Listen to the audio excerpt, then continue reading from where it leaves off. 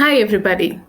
So, today we are going to study a very important topic which is very relevant for the students who are preparing for some competitive exams or the students who are studying in school. And the topic is subject verb agreement. So, in this video, we will try and cover the rules which normally gets the students confused. बहुत सारे ऐसे rules होते हैं जहां पर कि आपको confusion होता है कि what to use. So, before we begin the topic, let us understand what is subject verb agreement. Subject verb agreement is nothing but agreeing your verb with the subject. For example her statement में अगर आप देखें तो subject होता है, verb होता है, object होता है. तो आपका जो वर्ब है that should be in accordance with the subject that you have taken. For example, like it is mentioned in the slide, that when your subject is I, we, you, या फिर third person plural क्या हो सकता है? It can be friends, it can be babies, it can be children. तो जब आपका subject I, we, you या फिर प्लूरल है तो आप कौन सा फॉर्म ऑफ वर्ब उसके साथ यूज करेंगे? आप यूज करेंगे या तो फर्स्ट फॉर्म ऑफ वर्ब, या डू, या आर, या we, were, have. For example, हम आई हैज हेल्प्ड यू नहीं कर सकते, हम यूज करेंगे I have helped you. They goes नहीं यूज हो सकता, they go. Right? So I hope this much is clear. इसी तरह से जब आपका सब्जेक्ट सिंगुलर है, राइट, सिंगुलर सब्जेक्ट के साथ हम एस या ES form of verb use करते हैं. और एस या ईएस फॉर्म ऑफ वर्ब के साथ साथ अगर हमें ऑक्सिलरी यूज करनी होगी तो हम यूज करेंगे does, is, was, has. For example, she was waiting for the news. He goes to school, not go. Right? So remember, I, we, you and plural के साथ first form of verb, and singular subjects के साथ हम S या ES form of verb का use करते हैं. Now let us come to the rules जहां पर कि हमें कंफ्यूजन होता है. Now when you have to subjects which are joined with, as well as, along with, together with, in addition to, इस तरह के कंजंक्शंस के साथ हम जब दो सब्जेक्ट्स को ज्वाइन करते हैं तो हम जब भी वर्ब यूज करेंगे तो वो हमेशा अपने फर्स्ट सब्जेक्ट को देखते हुए ही यूज करेंगे. For example, Rohan as well as his friends. Now you see friends here, but हमें फ्रेंड्स को नहीं कंसीडर करना है, हमको किसको लेना है? We have to take Rohan. Now what is Rohan? Rohan is a singular subject. So what is the verb that you will use here? You will use is. ध्यान देंगे सभी बच्चे कि as well as, in addition to, इस तरह के conjunctions के साथ अगर हम एक से ज्यादा सब्जेक्ट को ज्वाइन कर रहे हैं तो हम सेकेंड सब्जेक्ट को कंसीडर नहीं करेंगे, फर्स्ट सब्जेक्ट को कंसीडर करेंगे, and we will place our verb according to the first subject. Then come to the rule number 2. When two subjects are joined with not only but also, either or, neither nor, तो इस तरह के statements में हम अपना verb जब use करेंगे तो अपने क्लोजेस्ट सब्जेक्ट को देखते हुए यूज करेंगे. For example, not only my sister but also her friends. So second जगह पर क्या आया?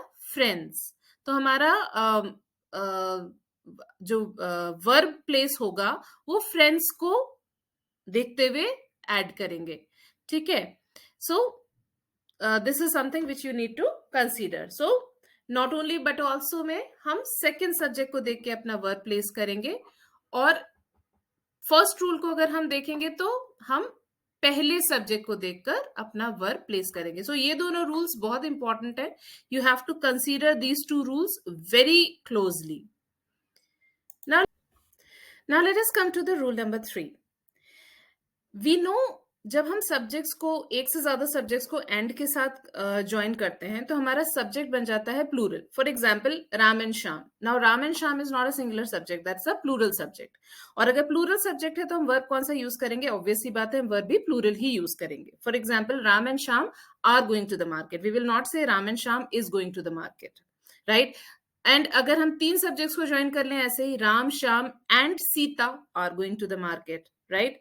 सो now let us see where the exception lies. Sometimes and लगकर चीजें ज्वाइन तो होती हैं, बट वो दो चीजें नहीं सिग्निफाई हो रही होती हैं, वो एक ही चीज होती है. For example time and tide. अगर हम टाइम एंड टाइड को देखें तो ये दो अलग अलग चीजें नहीं है. ये हम समय की बात कर रहे हैं, वक्त की बात कर रहे होते हैं. तो अगर हम इनके साथ देखें, time and tide wait for none लेंगे कि वेट्स फॉर नन लेंगे?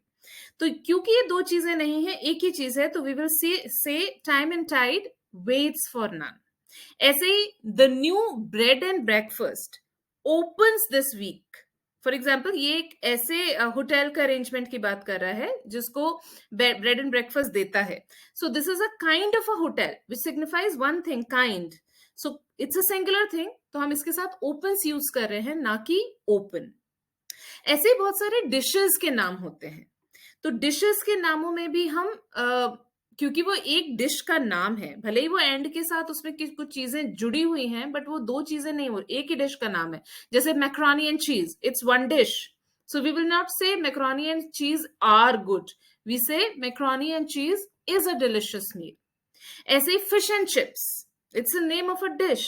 We will not say fish and chips taste good.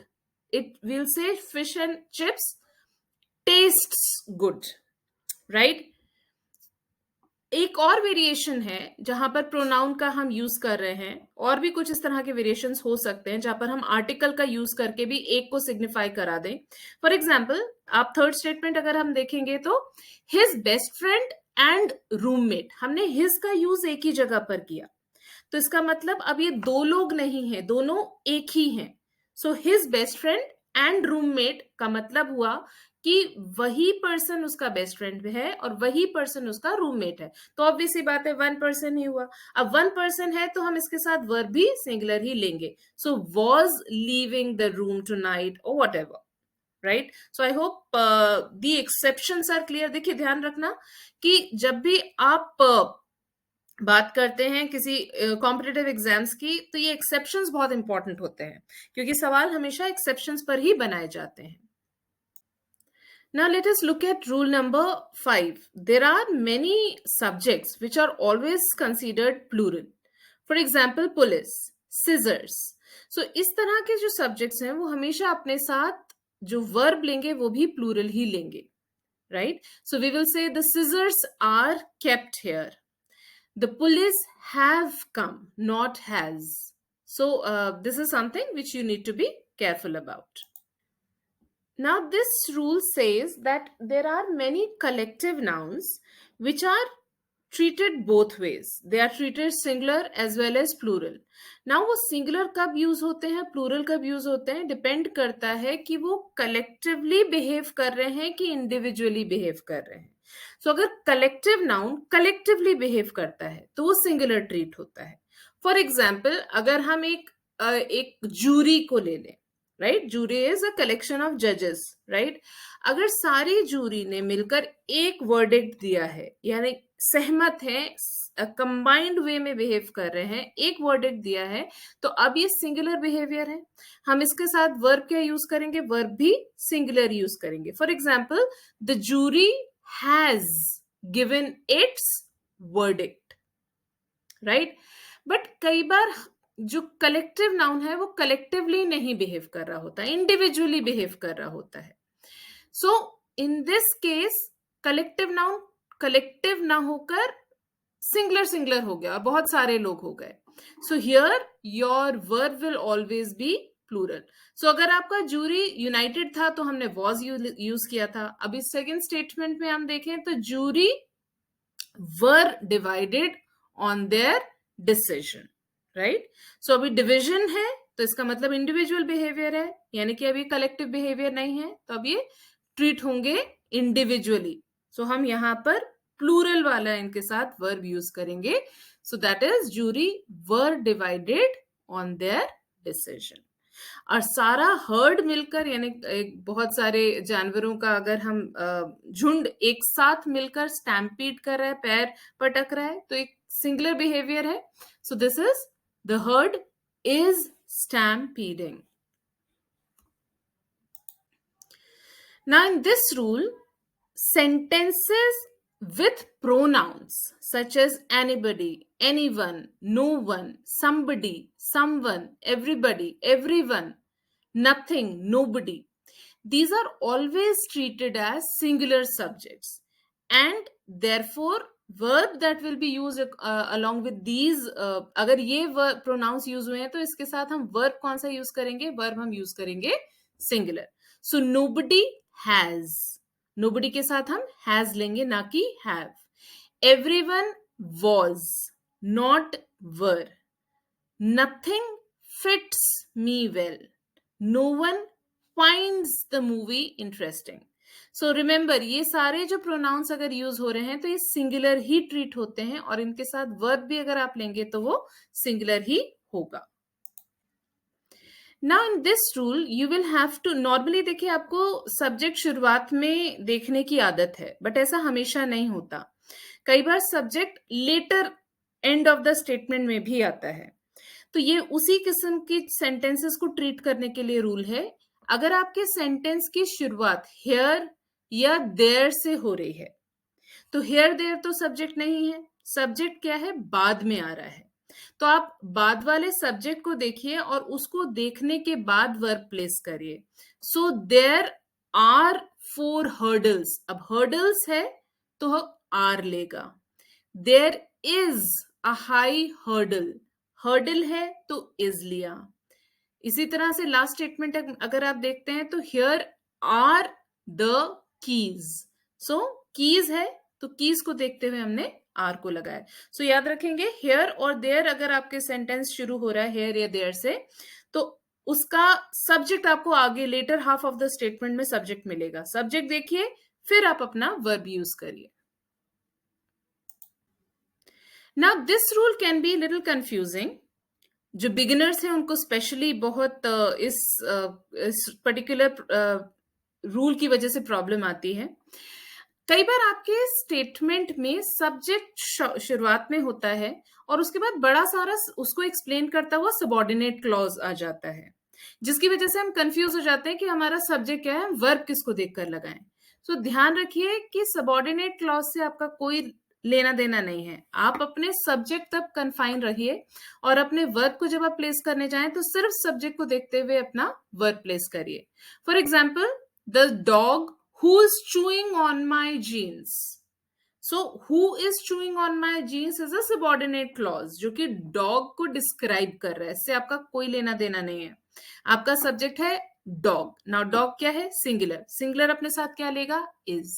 Right? So be very careful about these subordinate clauses. Separate रखें अपना सब्जेक्ट और अपने subordinate clause, और अपना जो आप वर्ब प्लेस करें वो सिर्फ सब्जेक्ट को देखकर प्लेस करें. Now, when the subject refers to a period of time, distance or a sum of money, आप इसमें अपना verb क्या यूज करेंगे? verb यूज करेंगे singular. For example, 1267 kilometers. अब ये क्या है? distance है. distance है तो इसको plural नहीं ट्रीट किया जाएगा, ये singular ही ट्रीट होगा और हम इसके साथ verb यूज करेंगे is. 10 years, again a duration. Verb that will be used is. 100 rupees, again it's an amount. An amount will be treated singular. Again the verb that you are using here is singular. So remember, period of time, distance or sum of money. When we have these things mentioned in your statement, your verb will be singular. Now nouns such as shoes, trousers, scissors, binoculars, spectacles, they are followed by a plural verb. ठीक? But अगर इसके पहले a pair लगा है तब हमारा जो verb है वो सिंगुलर हो जाएगा. For example, scissors are kept on the table. But अगर हमारा स्टेटमेंट है a pair of scissors, then your statement will be is kept on the table. Like यहां पर एग्जाम्पल जो दिया है, अगर आप उसको भी देखें, my shoes are hurting. But अगर हम a pair of leather shoes use किया है तो इज आएगा. सो अ पेयर ऑफ के साथ सिंगुलर हो जाएगा. नॉर्मली ये प्लूरल की तरह ट्रीट होंगे. Now sentences which have adjectives like all, a lot of, lots of और some, इनके बाद नेचुरल सी बात है नाउन यूज होगा, राइट? अब जब हम वर्ब प्लेस करेंगे तो हम इमिडिएटली पहले का नाउन देखेंगे, उसके बाद हम अपना वर्ब प्लेस करेंगे. फॉर एग्जाम्पल, अगर नाउन प्लूरल है तो प्लूरल वर्ब लगाइए, नाउन सिंगुलर है तो सिंगुलर वर्ब लगाइए. For example, all of my dresses, dresses plural है, हैव लगा दिया. A lot of food, food singular है, इज लगा दिया. Some of the books, books plural है, आर लगाएंगे. सो ध्यान रखिए कि ऑल, अ लॉट ऑफ देखकर मत लगाइए, बल्कि जो इमीडिएटली पहले नाउन यूज हुआ है उसको देखिए और उसको देखकर अपना वर्ब प्लेस करिए. Now this is interesting. जब आप कोई अपनी विश एक्सप्रेस कर रहे हैं तब हम सारे सब्जेक्ट्स के साथ वर का यूज करते हैं. नहीं तो आई के साथ वॉज यूज करते, ही के साथ वॉज यूज करते, दे के साथ वर यूज करते. बट जब अपनी विशेस की हम बात करते हैं तो हम सारे सब्जेक्ट्स के साथ वर का यूज करते हैं. So I wish I were a bird instead of I was a bird. If you were here I would not be here, या I would not be whatever. So ध्यान रखिए कि एक जब अपनी विशेस को एक्सप्रेस कर रहे होते हैं तो हम हमेशा वर का यूज करते हैं, चाहे आपका सब्जेक्ट कोई भी हो.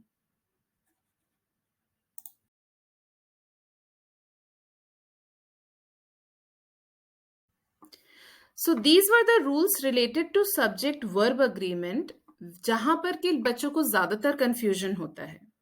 सो I would request you to look at all the rules that I have discussed in this video. And if you have any more queries, definitely ask them in the comment section. I will try to solve them as much as possible. So I shall see you again in the next video. Till then, take good care of yourself and happy learning.